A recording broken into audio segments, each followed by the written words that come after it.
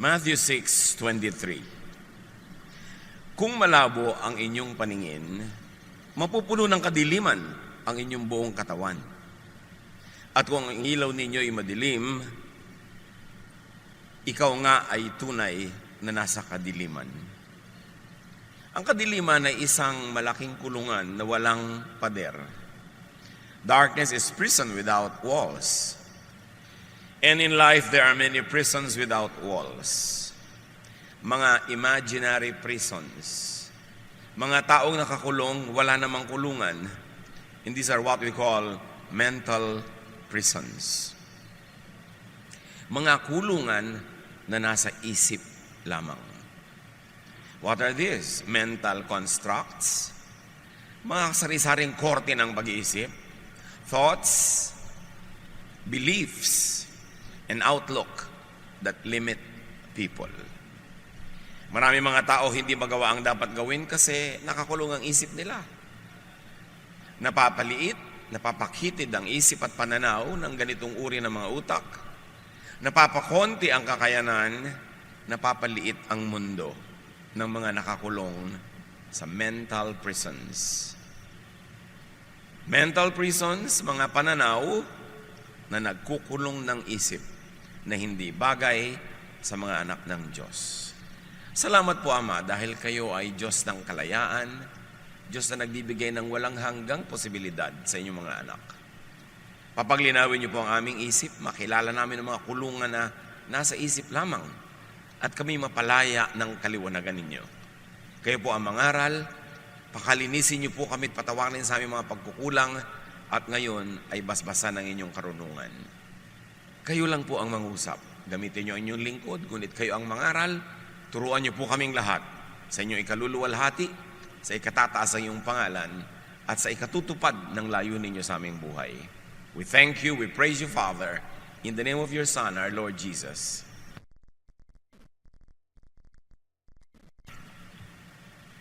Mental prisons, mga pananaw na nagkukulong ng isip. These are self-imposed limits. Mga taong wala namang tali ay kung makakilos ay parang nakatali. Mga taong wala namang mga rehas at mga sementong pader ay limitado ang kilos. Mga taong hindi naman talaga pinagbabawalan ay hindi makakilos ng malaya dahil akala mo'y bawal lahat. Anong uri ng mga pag-iisip ang nagkukulong sa atin? Isa na doon yung it can't be done. Sa mga nagsasabi laging, imposible. Hindi pwedeng gawin. Hindi pwede yan. At ang mga taong ito, usually, basta hindi abot ng utak, hindi abot ng pangunawa, o hindi abot ng kanilang doktrina at pananalig, imposible agad. Matthew 17:20, nang tinanong si Jesus sa kanyang mga alagad, bakit hindi po namin magawa? Ang dapat sana'y nagawa na namin. Sumagot siya, dahil sa maliit ang inyong pananampalataya. Tandaan ninyo, kung kayo'y may pananampalataya sa Diyos na sinlaki ng buto ng mustasa, na actually napakaliit. Maaari ninyong sabihin sa bundok na ito, lumipat ka roon, at ito'y lilipat nga. Tunay na walang bagay na hindi ninyo magagawa.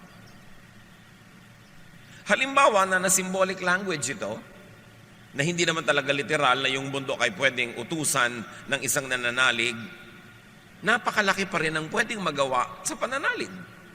Hindi man literal na bundok yung bubuhatin. Paano kung literal pala ang ibig sabihin ni Jesus dito? Hindi naman niya sinabing, symbolic lang yung language ko, ha? Bagamat hindi niya sinabing literal. Paano kung literal na pwede mo pala talagang utusan ang bundok kung may pananalig ka na singliit o tawagin ng sinlaki man lang ng maliit na buto ng mustasa? At pinatunayan ni Jesus na marami siyang sinabing literal. May binuhay talaga siyang patay. May pinalakad talaga siyang lumpo. May binigyan siya ng paningin na bulag, literal. Pero meron ding symbolic. Yung mga namulat ang isip, bulag na, nagkaroon ng paningin. Alin man ang tinutukoy ni Jesus, symbolic man o literal na kahulugan na pwede mong utusan ng bundok kung meron ka lang kaprasong pananalig, malaki ang mensahe nito para sa atin. Sabi niya, dahil maliit ang inyong pananampalataya, maliit ang inyong pag-iisip, maliit ang inyong utak, konti lang ang laman. Pero kung nilaki-lakihan nyo yung utak nyo na yan, dinami-damihan nyo ng laman, kaya nyo sanang gawin, yung ngayon ay hindi nyo magawa. Pag nililiitan ng utak, mag-aral ka anak, ay nakakatakot, hindi po ako marunong yan, huwag na lang. Magtatrabaho na lang ako agad para kumita ako. Okay, nagtrabaho agad, kumita, pero 50 taon man siya magtrabaho, hindi man lang siya makakabili ng isang motorsiklong cash. Kasi, nilimitahan na niya ang pwede niyang gawin sa madali, sa konti. Kasi hindi siya nanalig na pwede niyang magawa. Lahat ng mga mahihirap, maralita, na nakaalpas, nakawala, nakalampas sa kahirapan, nanalig muna na pwedeng mangyari yon. Ang mga hindi nakakalampas sa kahirapan, sa kaliitan ng mundo, ay yung nagsasabing, hindi pwede yan. Wala tayong magagawa. Ganyan lang talaga yan.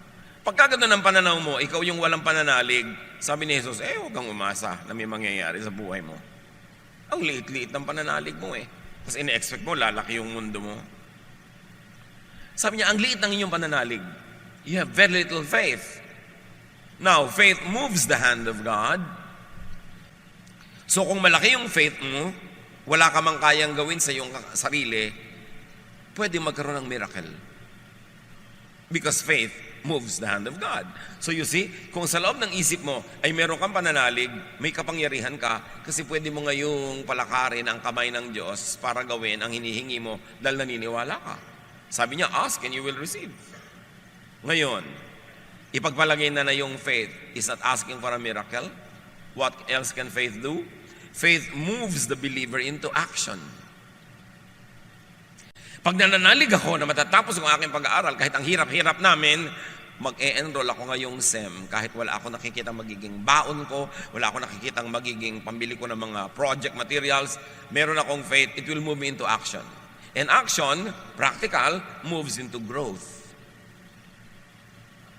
So, nung bayaran na ng first exams, biglang may nahiraman ako, o may nagbigay sa akin, o kumita ako, at naniwala akong tama yung ginawa ko, nag-enroll ako. And that gives me growth. Lumalaki ang aking mundo, lumalaki ang pananalig ko. Dahil nanalig ako sa konti, napatunayan kung pwede mangyari, ngayon kaya ko nang manalig sa mas malaki-laki. At dahil kaya ko nang manalig sa mas malaki, this faith moves to enablement. Nagkakaroon ako ng kapangyarihan. And of course, enablement, when continuously repeated, leads to accomplishment. And in that case, natapos mo ang kurso mo, natural cause. Hindi miracle. So dalawa ang pwede mangyari sa isang taong may pananalig. Maghimala ang Diyos, o kaya ay dahil sa pananalig mo, marami kang ginawang tama, nagkadugtong-dugtong, ang ending, nangyari din yung gusto mong mangyari, na walang himala. Hindi mo naman kailangan lagi ng himala. Kasi merong natural power na ibinibigay ang Diyos sa iyo at sa mga tao na kapaligid sa iyo para katulungan, para yung kailangan pa ng himala ay magawa rin kahit walang himala. At yung paggawa ng walang himala ay isa ring himala. Kasi biruin mo, dati hindi ka naniniwalang mangyayari, tapos nangyari, di himala rin yun. Kaya lang merong practical, scientific explanation kung paano nangyari. Mark 10:27. Tiningnan sila ni Jesus at sinabi sa kanila, hindi ito kayang gawin ng tao. Ngunit hindi ito imposible sa Diyos. Sapagkat ang lahat ng bagay ay kayang gawin ng Diyos. So pwedeng maghimala para sa iyo ang Diyos at pwede ding maghimala sa pamamagitan mo ang Diyos. Na may nangyari na wala kang participation, himala yun, pero mas madalas may nangyayari ginagawa ng Diyos sa pamamagitan ng iyong pagsunod, ng iyong pananalig, ng iyong disiplina sa sarili, ng iyong pagsisikap, himala rin yun. Kasi Diyos din ang pinagmulan, pero dumaan sa'yo. Yung na-bypass ka, miracle ang tawag doon. Both cases, works of God. 2 Chronicles 15:7, magpakatatag kayo at huwag masiraan ang loob. Gagantimpalaan kayo dahil sa inyong mga ginagawa. Nakita ninyo? Dahil sa inyong mga ginagawa. Ang hirap-hirap po namin, paano po kaya kami aahon? Dapat may gawin ka. Kasi yung pag-ahon mo sa hirap, gantimpala. Dahil sa iyong ginagawa. Ngayon, yung walang ginagawa, huwag kang mag-umasa na may mangyayari sa buhay mo. Hindi ka naman paghihimalaan nun. Ang himala nga dahil sa sobrang faith. Yung walang ginagawa, walang faith yun. Sabi niya, baliwala rin niya kahit sikapin natin. Kahit anong gawin natin, mahirap pa rin tayo. So wala na lang tayong gagawin. Hindi na magbabago ang mundo, ganyan na lang talaga yan. Wala talaga mangyayari. Galatians 6:9, huwag tayong mapagod sa paggawa ng mabuti. Sapagkat pagdating sa takdang panahon, tayo ay aani kung hindi tayo susuko. Sinong umaani? Yung hindi sumusuko. Sino ang hindi sumusuko? Yung may pananalig na ang ginagawa niya ay may mabuting pupuntahan. So, kilalanin, takasan, wakasan yung kulungan na it can't be done. Gaano karami sa mga gusto nyong gawin sa buhay ang hindi nyo na ginagawa dahil sinasabi nyo, imposible, it can't be done. Hindi talaga mangyayari. Ang pasimula ng pangyayari nun ay yung maniwala kang pwede, tapos gagawin mo ang lahat, hindi ka susuko hanggang hindi natutupad yung gusto mo mangyari. So merong interaction, may participation, may correspondence, ang langit at ang lupa, ang Diyos at ang tao sa paggawa ng mga dakilang bagay. Another mental prison, it must not be done. Yung isa hindi pwedeng gawin, meron namang kulungan, hindi dapat gawin. Nanay, mamimili na po ba ako ng ititinda nating puto bongbong? Hindi Pasko, hindi dapat gawin. Meron ako laging pinapabilhan ng puto bongbong sa Taguig. Pag nagpapabili ko ng Enero, wala na kasi hindi na Pasko. Bumibili pa ako. Hindi dapat. Pang Pasko lang ang puto bongbong. Pero yung kulungan ng utak yon. Sa Japan, hindi kayo makakakain ng sukiyaki pag hindi winter.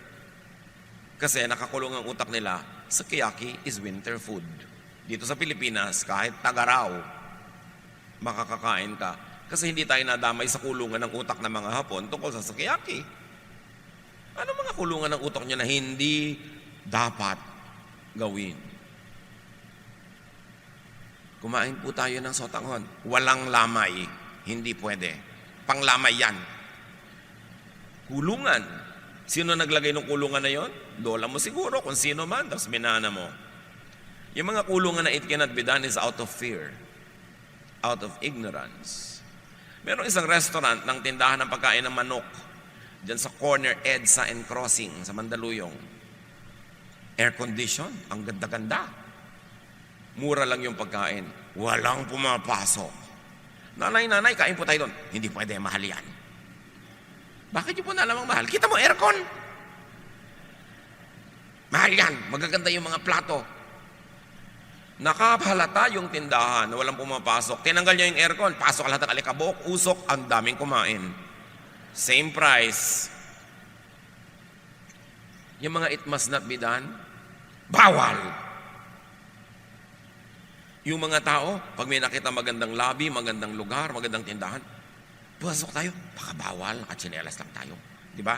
Di maghubad po tayo, magyapak tayo, hindi naman sabing bawal na kayapak, bawal lang nakatsinelas. Bawal nakasando, di maghubad ka. Hindi naman sabing bawal hubad bawal lang yung sando. Mga pampalimit ng utak. Hindi mo pwedeng gawin yan, may magagalit. Merong maganda, gusto mong tingnan na display, baka magalit yung tindera. Mukhang mahal, huwag tayong pumasok. Meron, uy, lapitan mo na yung nasa information, mukhang suplado, huwag na lang. Yung, hindi naman niya sasayang, suplado ako, huwag kang lalapit sa akin. Pero ikaw na yung nag-isip, ikaw ang nagkulong sa utak mo, nagtali sa kamay mo, kaya kaalipin. Kasi nakakulong ang utak mo, at ikaw ang nagkukulong, walang iba. Pag nakakita yung mga tao ng mga carpet na pulang maganda, ayaw tapakan, baka pang mayaman.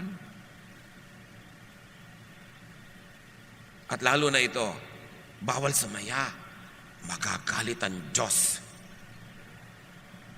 Ang dami-daming kasiyahan na hindi ginagawa ng tao dahil baka magalit ang Diyos. Hindi naman pala nagagalit ang Diyos. Simbahan lang pala yung nagagalit. Dapat ihiwalay nyo yung mga sinasabi ng simbahan at sinasabi ng Diyos. Hindi lahat na sinasabi ng simbahan galing sa Diyos, mga 80%. Iniimbento yun ng simbahan para madali yung crowd control, para madali ang koleksyon, para ang mga tao'y masunurin, pero hindi galing sa Diyos. Kaya dapat binabasa nyo yung Biblia mag-isa, hindi lang yung kung ano ipakain sa inyo galing sa pulpito. Kasi maraming bawal. Hindi naman bawal ng langit, bawal lang ng simbahan para dumali ang administrasyon. It's a sin. Pero hindi naman pala. Akala ng tao sins. Hindi nila tuloy ginagawa. Nawawalan sila ng saya. Pag nakipagpanayam ka naman sa Diyos, hindi naman pala. Kaya tao dapat nag-aaral. Ignorance is a prison without walls. Kasi pag hindi ka marunong, hindi ka maalam, to play safe, wala ka nalang gagawin. Ilagay kayo sa isang pagkadilim-dilim na kwarto. Maglalakad ba kayo? Magpapaikot-ikot? No. Kasi baka kayo mahulog, baka kayo maipit, baka kayo mahiwa, hindi nila kayo gagalaw. At ganoon ang ginagawa ng kamangmangan. Ang mga mangmang walang ginagawa sa takot na may magawang mali. Kaya ang mga relihiyon, sobrang namumulaklak sa mga bayang ang mga tao ay mangmang. Kaya dapat aaral ang mga anak ng Diyos, dapat mas marunong, mas mabuti. So that you can engage the Word of God, you can engage doctrines and reason out even with religious leaders. Hindi naman Diyos ang mga religious leaders. Sila lang ang pwede magbasa, sila lang ang pwede mag-interpret. Imbento lang nila yon para kontrolin nila ang doktrina at ang mga tao controlled. Kaya yung relihiyon, sa halip magpalaya, nang gagapo siya, nagtatali, nagkukulong. Pag hindi enlightened ang pangangaral. Matthew 12:11-12. Ang mga tao sa Israel, walang gagawin pag Sabath. Sukdang, ang hayop nila ay mahulog sa tubig at malunod. Bawal gawin yan. Sabi ni Jesus, kung kayo'y may tupang nahulog sa balon sa araw ng pamamahinga, hindi ba ninyo ito iaahon? Kaya't naaayon sa kautusan ang gumawa ng mabuti sa araw ng pamamahinga. So sabi ni Jesus, drama lang yan na wala kayong pwedeng gawin pag Sabat. Okay lang gumawa, lalo't ang gagawin nyo mabuti. Can you imagine na pagkakatali ng buong Israel sa araw ng Sabat? Daang taon, libong taon. Dumating si Jesus, anak ng Diyos, liwanag ng sanlibutan, asin ng sanlibutan, tubig ng buhay. Sabi niya, press release lang yan ng templo. Pwede kayong gumawa pag Sabat. Kita niyo kung paano magpalaya yon, isang sentence. Ang daming laya ang mangyayari sa tao pag nalaman niyang pwede naman palang gumawa pag Sabat. So pwede ka maglakad ng malayo. So pagka may handaan sa mga kamag-anak mo sa kabilang barangay, pwede ka nang pumunta kasi hindi naman pala bawal. Meron kang gustong gawin na isipan mong ipag-bake ang asawa mo o ang anak mo ng napakasarap na cake. Sabat, pwede. Kasi sabi ni Jesus, pwede yan dahil magandang gawain yan. Ang laking laya, basta yung utak mo na palaya. Bawal, hindi naman pala talaga. So gaano karami ang bawal sa buhay natin na hindi naman pala talaga pag si Jesus ang tinanong mo. Pwedeng pag tinanong mo si Pedro, bawal, si Paul, bawal, si Moses, bawal, si Isaiah, bawal. Pero pag si Jesus ang tinanong mo, pwedeng bawal pa rin, edi sundin. Pero maraming hindi naman pala pag tinanong mo kay Jesus.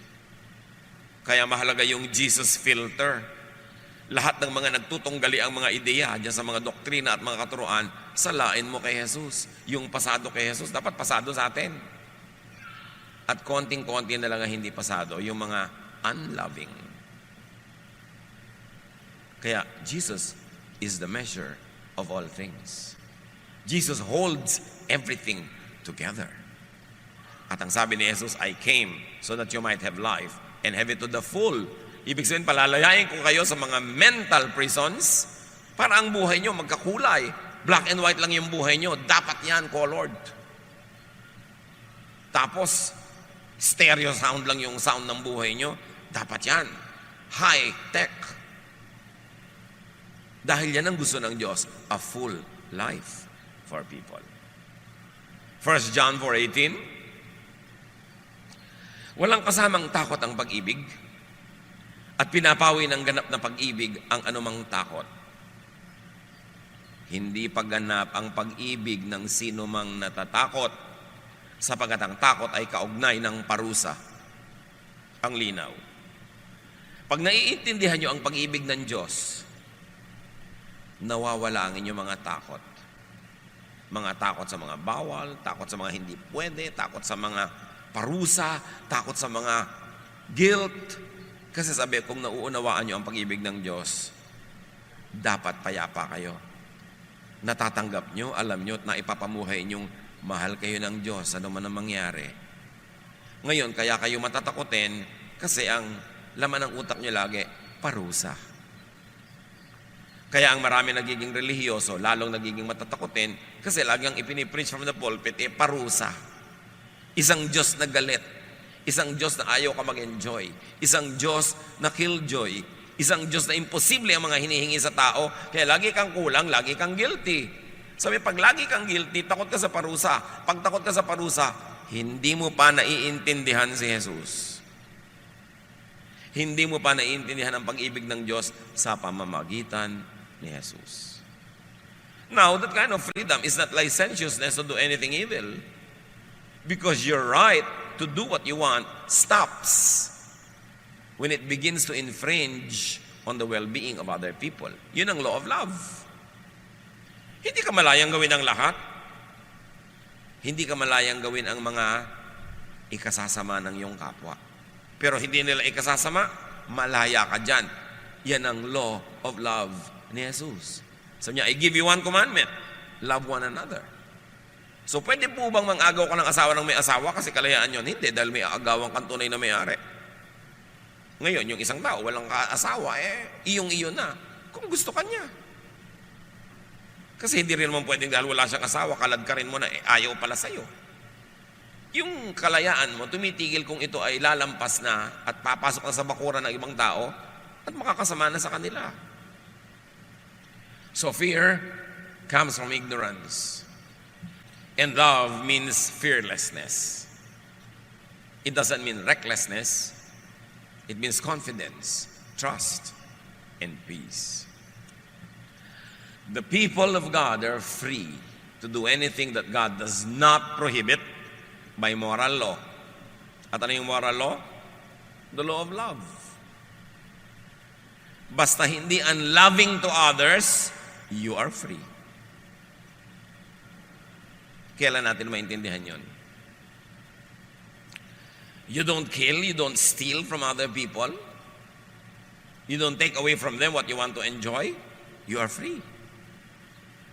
Galatians 5:14, sapagkat ang buong kautusan ay nauuwi sa isang pangungusap. Ibigin mo ang iyong kapwa, gaya ng pag-ibig mo sa iyong sarili.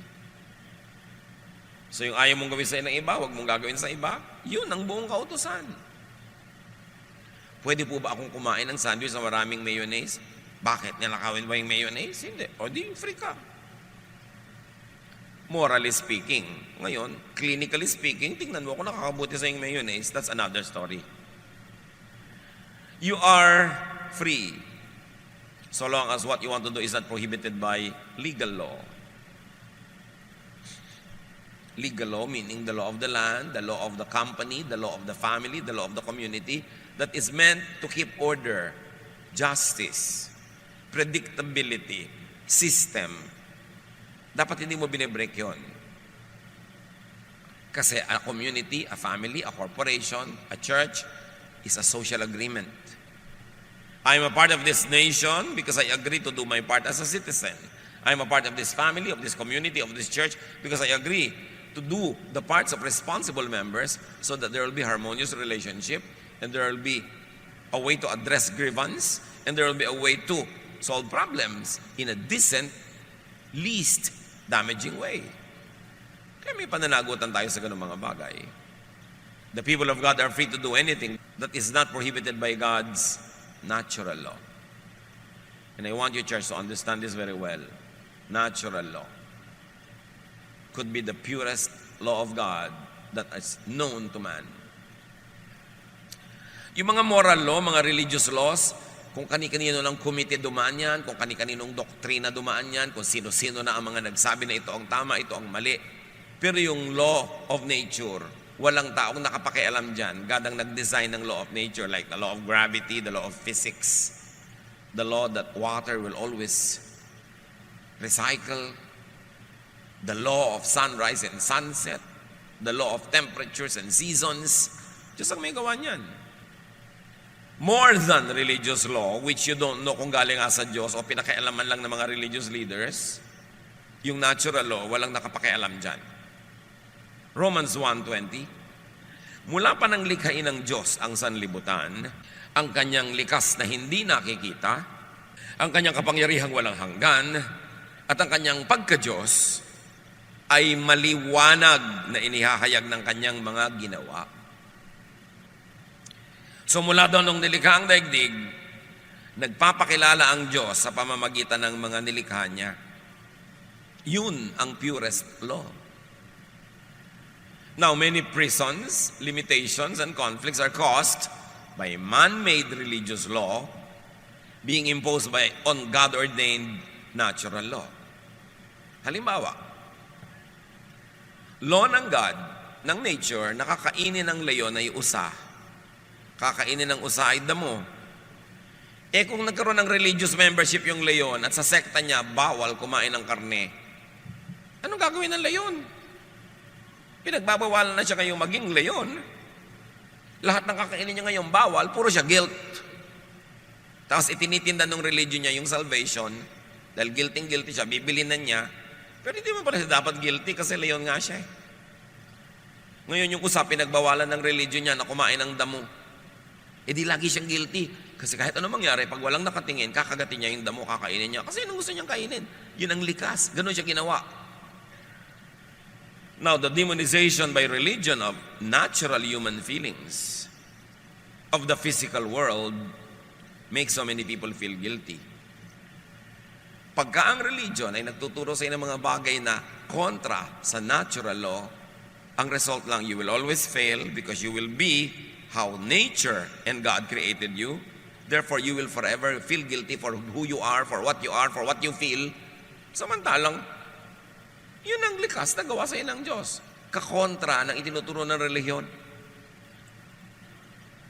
Bakit kaya nagkaganon-ganon ng religion? Because over time, to create order in society, para magkaroon ng predictability, magkaroon ng system, maraming ipinagbawal in the name of God para lang magkaroon ng system.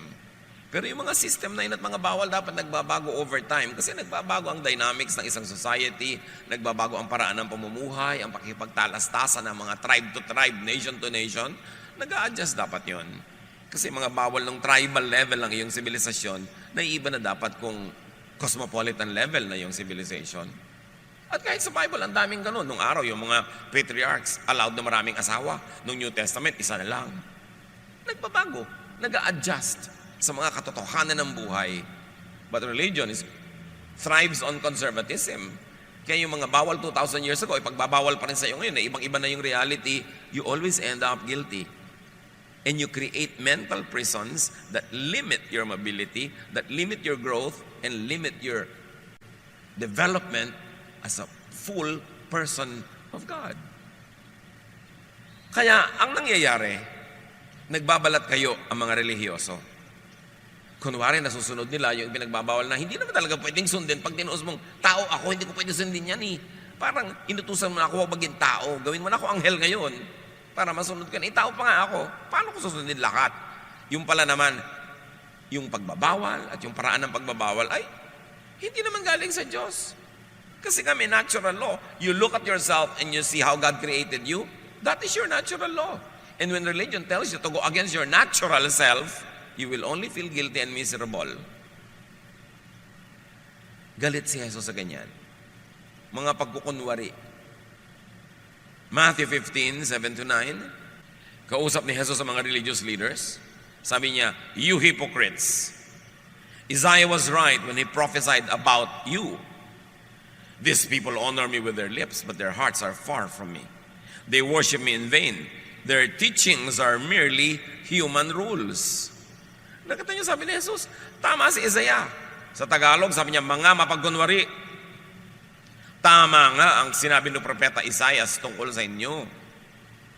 Ang paggalang sa akin ng bayang ito ay pakunwari lamang. Sa Israel yun. Sapagkat sa bibig at hindi sa puso ito bumubukal. Walang kabuluhan ng kanilang pagsamba.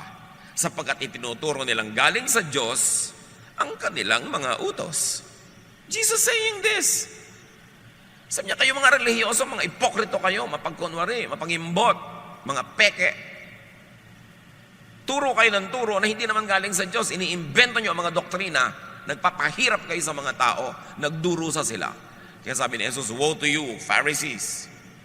You travel overland and see to win a single convert. And when you are able to do so, you turn that convert into a son of hell twice as bad as you are. Ganun yun. You shut the kingdom of heaven from people. You don't enter the door to heaven, and you don't allow people to enter. You don't allow people to have peace with God, peace with themselves, peace with the reality, because you yourselves don't have peace about your own reality, because you deny your reality with your man-made religious laws. Jesus saying that. Matthew 15:7-9. Anong sabi niya sa maraming kautusan ng relihiyon ng Israel? Imbento lang yan ng tao, hindi yan galing sa Diyos. Mga ipokrito kayo. Ang tataas ng turo nyo, mga imposible. Tapos sa publiko, nagpe-pretend kayo na susunod nyo, pero in real life, hindi. So kawawa ang turuan nyo dahil sila mauobliga mag-pretend. Dahil nakikita nagpe-pretend kayo, akala abnormal sila pag totoo sila sa sarili. So magpapanggap sila. Sabi, pinapahirapan nyo tao. Pinapabigat yung buhay nila. Sabi niya, come to me all of you who are tired. Tired of the Pharisees. Tired of all the pretense. I'll give you rest. My yoke is easy. My burden is light. My spirituality is doable. It is user-friendly. Sabi ni Jesus, huwag kayo sa kanila makinig. Come to me and I'll give you rest. Rest from prisons of the mind.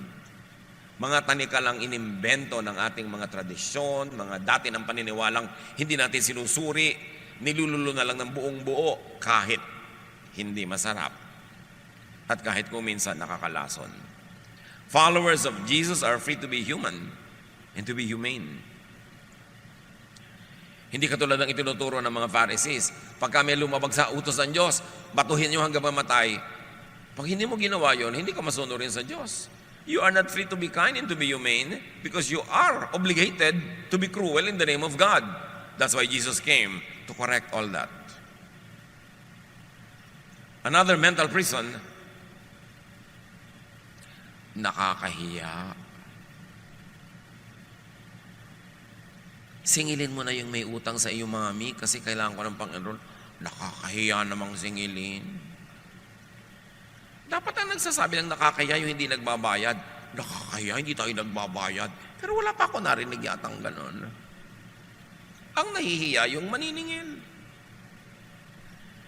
Sabihin mo, hirap ka na. Nakakahiya. O nakalimutan ka na ng promotion, lahat ng bago na promote, naiwan ka na, samantala ang sipag mo, ang galing mo, nakakahiya. Kulungan. Alam niyo mga mahiyain, preso yan. Mga nanay, kung preso kayo, dahil mahiyain kayo, palalakihin niyo ang mga anak niyo rin sa preso. Kasi yung mahiyaing nanay, mahiyaing tatay, may gagawin yung anak, wag, nakakahiya anak. Dito ka, sumama ka sa akin sa kulungan. Dali, magsiksikan tayo dito. Huwag nating palayain ang buhay natin. Huwag natin sabihin ang tunay nating nadarama. Huwag nating ipahalata ang ating mga pagdurusa kasi nakakaya. Huwag tayong humingi ng overtime pay kahit na sobrang overtime work. Nakakaya. Kaya si Rizal sa kanyang sulat sa mga kababaihan ng malolos, sinabi niya, pinupuri ko kayo dahil gusto niyo mag-aral ng wikang Kastila. Dahil sa wikang Kastila nakasulat ang mga libro. Therefore, pag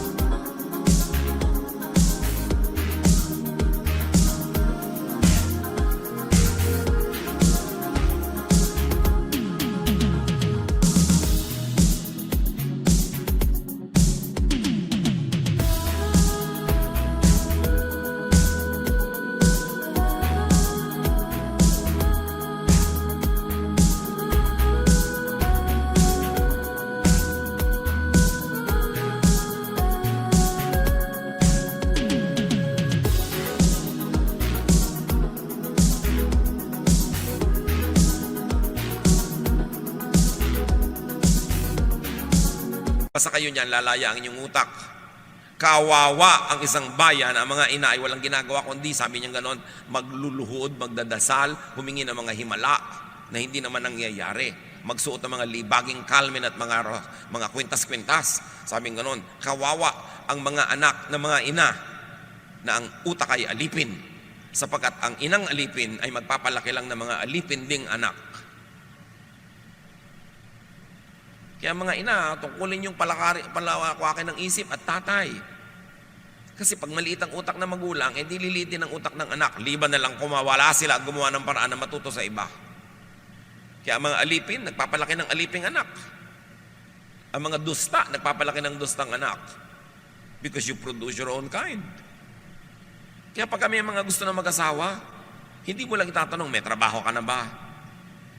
May hanap buhay ka na ba? Kundi, ang utak mo ba lumalaki? Rumurunong, dumadami ang laman. Bakit mo po kailangan pa yung utak? Magkakaanak ka eh. Kung maliit ang utak mo, di yung anak mo liliit din ang utak kasi papalakihin mo sa kulungan. Papalakihin mo sa kamangmangan, papalakihin mo sa dilim. So alipin yung lolo mo noon, alipin ka ngayon, ang magiging anak mo, next generation ang alipin. Bakit ka pa mag-aanak kung magpapaanak ka lang ng alipin? Kawawa. Kaya dapat, responsibilidad ng mga magkakaroon ng anak, magpakatalino, magpakarunong, nang may maituro man lang kayo sa anak nyo, kahit man lang spelling ng Czechoslovakia. Kung yun lang dog, hindi nyo ma-spell, paano kayo magpapalaki ng mga anak na malaya? May pananagutan ng pagiging magulang. Hindi yung mahiyain kayo, torpe kayo, kaya hindi bali ng kawawa kayo. May pananagutan ka. At hindi lahat ng nakakahiya ay mali na nga. Hindi katangayan ang pagiging mahiyain. Ito isang napakalaking kapintasan. Ngayon, huwag naman kapala ng mukha. Iba naman yun. Yung tama lang, yung sabi nga nila, sakto lang. Pero huwag kang laging nahihiya. Inaalok kang kumain, busog po ako. Pero yung pala, kinakain na ng large intestine mo, yung small intestines mo. Tapos busog po ako. Nahihiya kang kumain, inaalok ka nga. At marami pa, papakainin mo, hindi uubusin. Parang sayang. Pati mo inubos, baka mapagkamala kami ang patay gutom. Hindi nga ba? Kainin mo na lahat. Ganon din yun. Magsasayang ka pa dyan dahil nahihiya ka. Ang dami-daming arte ng mga mangmang na dapat hindi ganon kung matuturuan lang. Kung matatapunan ng liwanag ang madidilim nilang isip, sila ang makikinabang. Dapat nag-aaral, nag-observe. Hindi dapat mahiyain. Hindi torpe. Hindi yung lagi ka nalang lugi. Yung pag kami 10 tao na nag-agawan sa 9 na pakwan, isa lang ang hindi magkakaroon, ikaw yun. Talo lagi pag mahiyain. Nasa tapatan niya, ayaw pa niyang agawin kasi parang gustong agawin ng katabi niya. May magulang ba kayong ganyan? Di ba lagi kayong lugi? Lagi kayo walang kakainin, kayo walang pera, kasi mahiyain. 2 Timothy 1:7, Sapagkat ang espiritong ibinigay sa atin ng Diyos ay hindi espiritu ng kahinaan ng loob, kundi espiritu ng kapangyarihan, pag-ibig, at pagpipigil sa sarili. So you see, may pagpipigil din sa sarili kahit malakas ang loob. Ibig sabihin, hindi ka naman yung recklessly shameless. Pero pag kailangan gagawin, pag kailangan sumagot, sumasagot, basta't polite. Ang mga bata, turuan yung sumasagot sa magulang, basta polite. Hindi, huwag ka sasagot, huwag ka sasagot. Pinalaki mo hindi sumasagot. Kaya nung malaki, nire-rape na ng iba, hindi pa rin sumasagot. Ginagahasa na, pakiusap po sana. Kung inyo pong mamarapatin. Dahil pinalaki mong mangmang at dungo. Pagka dapat lumalampas na sa dapat na hindi lampasan, tumatapang na dapat ang anak nyo. Kaya maraming batang naabuso ng iba. Kasi sobrang nating pinalaki sa po at opo. Halika anak, aalipinin kita, opo. Hindi lahat ng sagot dapat opo. Meron dapat sagot na, hindi po. Ayoko po. Pwede dapat yun. Turuan yung mga bata ng ganun. Huwag kayong magpalaki ng mga alipin. Kawawa sila. At kung sa pagsagot sa magulang, pwede mong bigyan ng mga anak na, anak, pag sinabi ko sa iyo, na pupunta tayo sa lamay ng tiya mo, hindi kita tinatanong kung gusto mong sumama. Sinasabi kong pupunta tayo. It's a command, you say yes. Pero pag tinanong kitang, gusto mo bang sumama sa lamay ng ninang mo? Ibig sabihin may option ka to say no. Kaya mo sa pagpapalaki ng mga bata, mga kapatid, may mga tanong kayo, may mga ipapagawa kayong alam nilang may option to say no. Para nakakapag-practice sila mag-no. At meron mga hindi pwedeng mag-no, huwag yung tanungin. Utusan nyo. At alam nila yon na may inuutos kasi kailangan, meron namang binibigyan sila ng laya na tumanggi dahil pwede naman. At pag ganun, hindi naman sila magiging rebellious. But you've got to give kids options. And the option to say no must be taught at home. Kasi sa school nga, hindi ka na pwede mag-no. Lalo mga religious schools. Halos sa mga graduate, mga robots. Kaya lagi sabi, gusto ko pong ipasok ang anak ko sa isang religious school. Ito, yakin mo na progressive yung approach. Kasi maraming religious school, ang graduate, robot. Pagkatapos, pag valedictorian ka, kahit hindi religious school, usually, pag nag-reunion kayo 20 years ago, hindi ikaw yung mayaman. Hindi ikaw yung maraming nagawa. Kasi sa schools natin, alam niyo kung sino yung honor lagi? Kung sino yung laging may medalya? Ano ba mga award? Most courteous. Diba?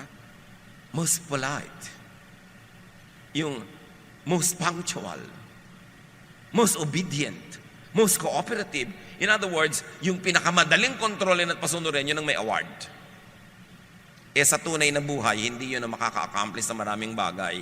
Yung mga creative, yung mga lumalabas sa kahon, yung nag-iisip ng kung ano-anong mga kababalaghan, yun actually mga nakakagawa ng maraming mga accomplishments sa buhay. Kaya usually sa mga batch nyo sa high school, batch nyo sa college, 20 years later, ang nagyamanan, ang nagkaroon ng maraming mga nagawa, hindi yung mga honor.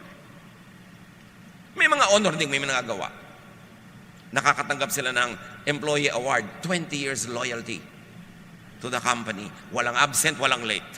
Ganun mga klaseng mga honor. Pero don't expect them na may naiimbentong iba, may nagagawang sistemang iba. Usually, ang nakakagawa na yung mga pala absent, yung mga bagsak-bagsak. Hindi ko naman sinabi magpakabagsak-bagsak kayo dyan.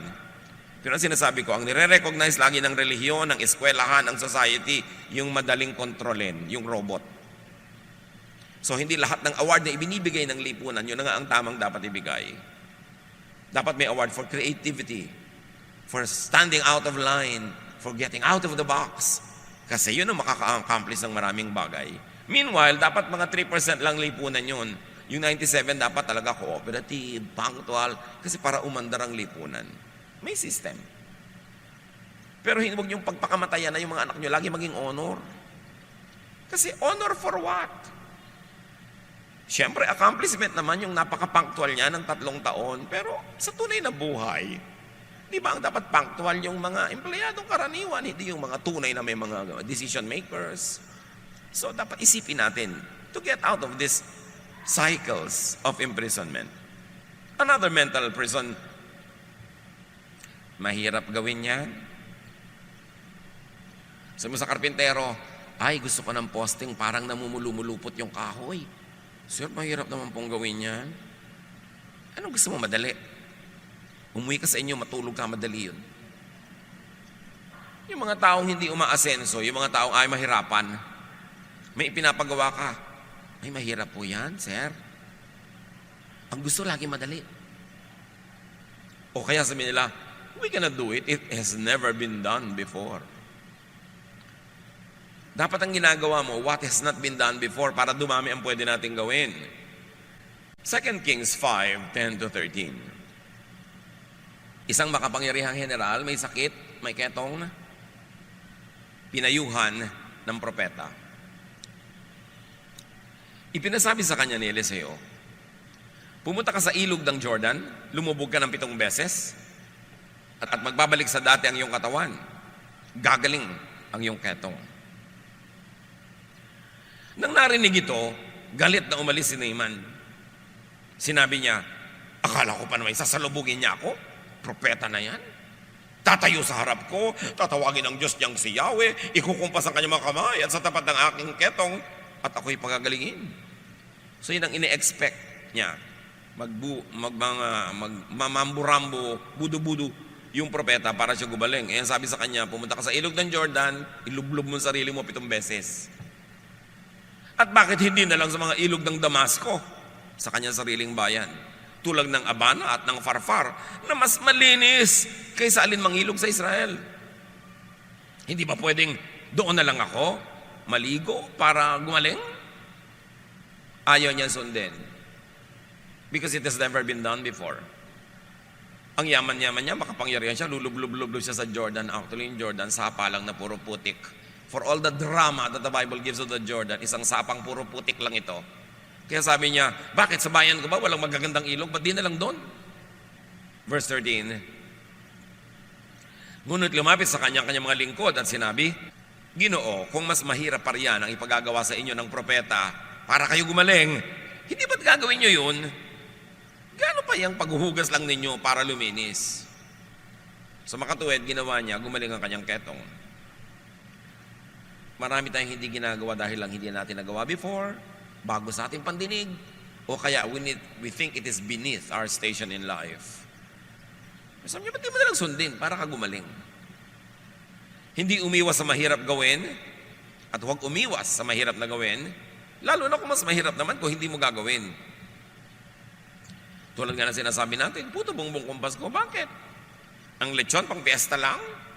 Tingnan nyo ang mga ibang tindahan ng lechon, araw-araw. Isa sa mga kulungan ng utak, mga kapatid, tradition. Tradition. Yung tradition, kaugalian, nakasanayan, may panahon yan na effective. Pero may panahong hindi na. So dapat, talikuran na at gumawa uli ng mga bagong tradisyon. At any given time, a social norm is in a stage of being recessive, dominant,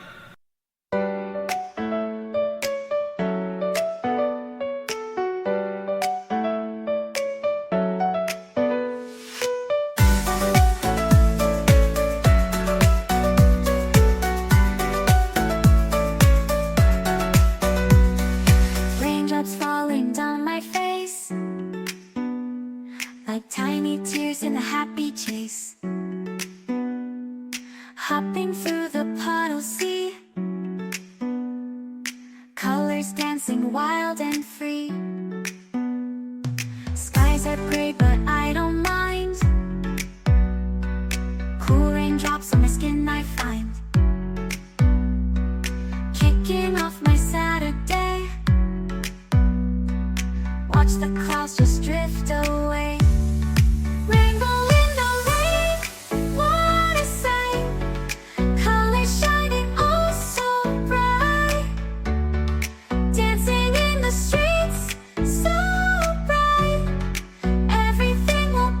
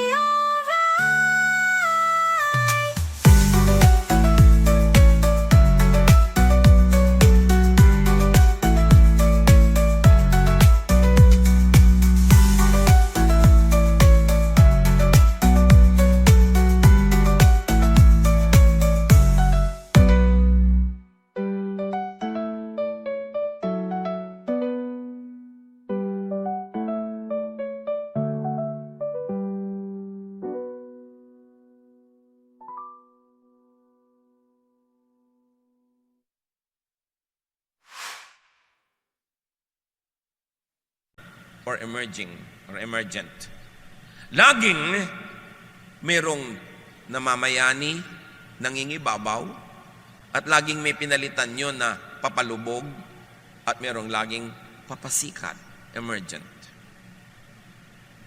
Kaya sa church, alam niyo mga 1970s, 80s, ang laking gulo ng mga evangelical churches sa Pilipinas dahil ayaw nilang tanggapin ang tambol, ayaw nilang tanggapin yung mga electric guitar, ayaw nilang tanggapin yung kung ano-ano dahil daw demonic.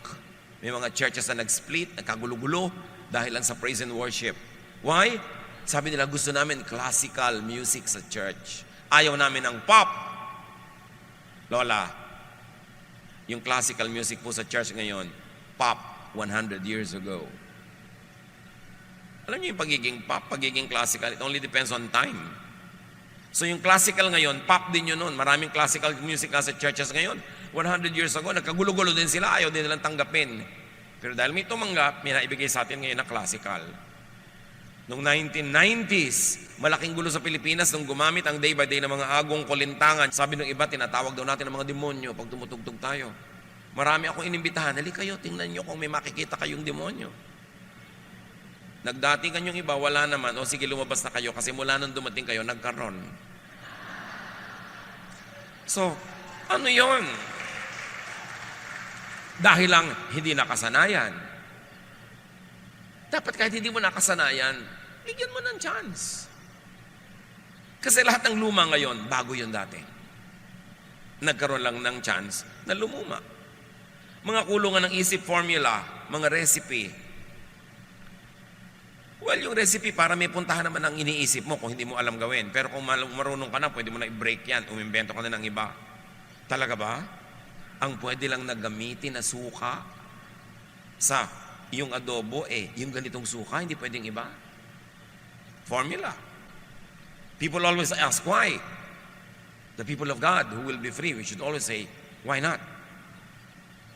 Isa pang mental prison, huwag na nga lang, nahirapan, di na lang tinuloy.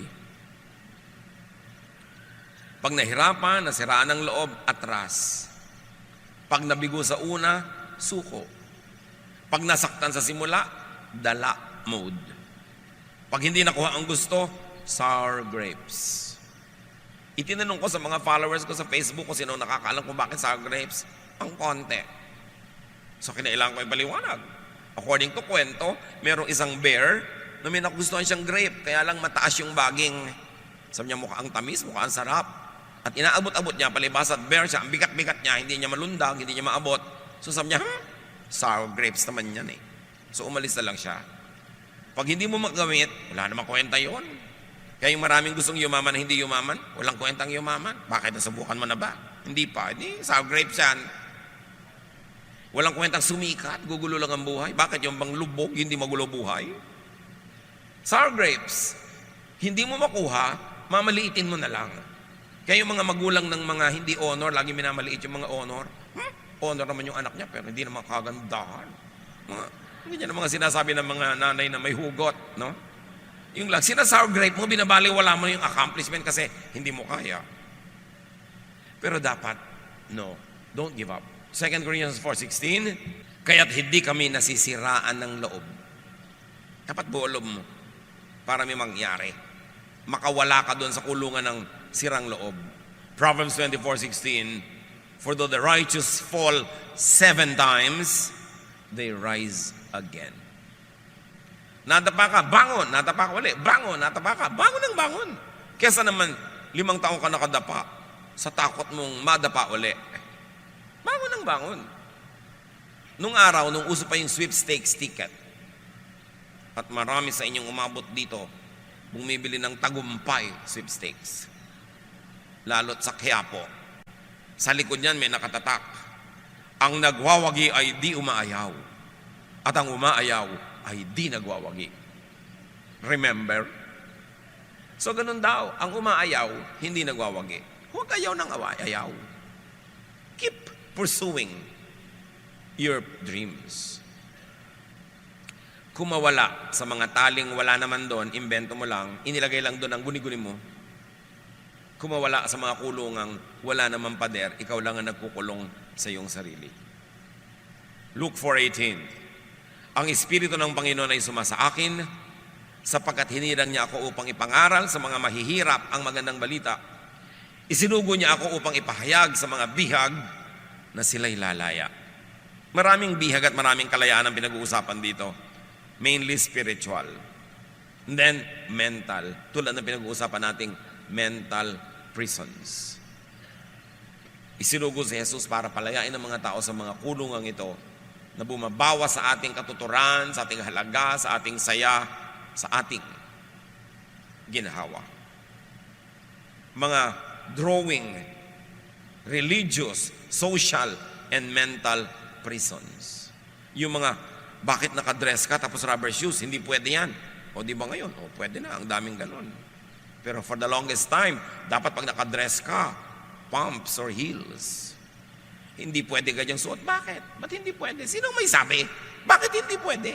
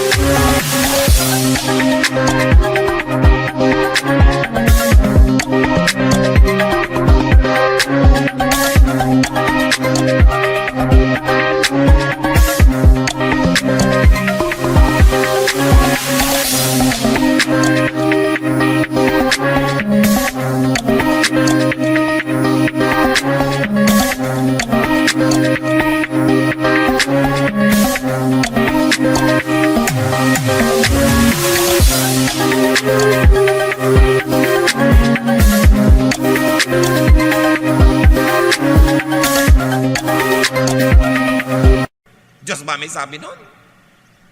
Palayain ang sarili. Dati hindi pwedeng gupit na hindi pantay-pantay.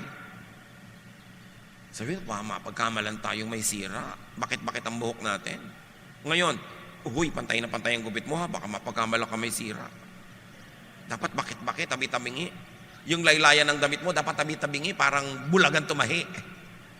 O, di ba gano'n lang ngayon, tabi-tabingi, kung ano-ano mga... Samantalang dati, walang magsusuot na matinong tao. Mapagkakamalang ka, nag-iiba-iba. You always say, why not? Trip ko eh. Walang basagan ng trip. Basta hindi masama. Di ba? Hindi nakakasama sa akin at sa kapwa. Bakit ba? Bakit kailangan ikulong ko sa sarili ko? Bawal kumain ng dunugan pag walang puto. Bakit? Ang gusto kong kasabay buko pie. Hindi pwede? Yun ang gusto ko eh. Bakit nanakawang ka ba? Masama ba sa'yo? Pinatay ba kita? Hindi. Ano ngayon? Bakit hindi ko pwedeng gawin? 2 Timothy 1:7, Sapagkat ang Espiritong ibinigay sa atin ng Diyos ay hindi Espiritu ng kahinaan ng loob, kundi Espiritu ng kapangyarihan. Mga kapatid, ang dami pang mental prisons. Sapat na ang 5 ngayon. Alin dyan ang bumibihag sa inyo? Palayain nyo ang inyong sarili at tulungan nyo ang kapwa na lumaya. Jesus wants you free to have a restful, peaceful, meaningful, enjoyable life. Dear Lord, thank you that you want us free from prisons. Teach us, Lord, to use the power coming from your Son, Jesus, so that we can set ourselves and others free.